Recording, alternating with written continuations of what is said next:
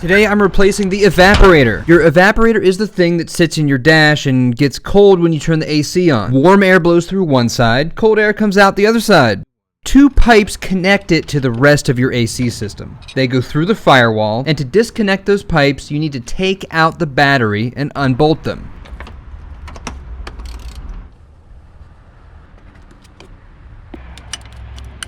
Now that the two pipes are disconnected, remove the evaporator housing from the dash.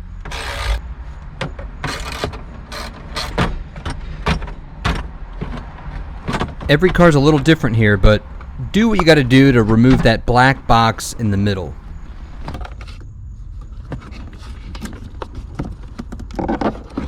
I doubt you'll have this problem, but my evaporator housing is really beat up. It's ripped in a couple places, and it's totally missing the styrofoam insulation, as well as a bunch of the seals around the edge, and the condensation drain is totally ripped off. So I went on eBay and I bought a new one of these things for my car. Anyway, whatever housing you're going to put back in your car, put the new evaporator along with the expansion valve attached back inside and seal it up. This is our new condensation drainage line. This is where it connects to the evaporator housing.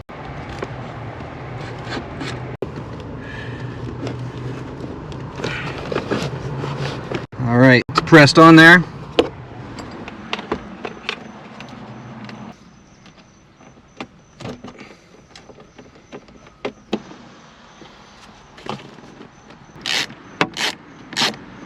Okay, in another episode of Always Replace Your O-Rings, I'm going to replace my O-rings. It's hard to convey this on video, but I can feel like how this O-ring here is kind of hard, crusty.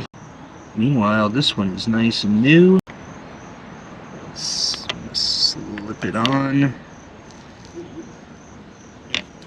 And we're ready to go.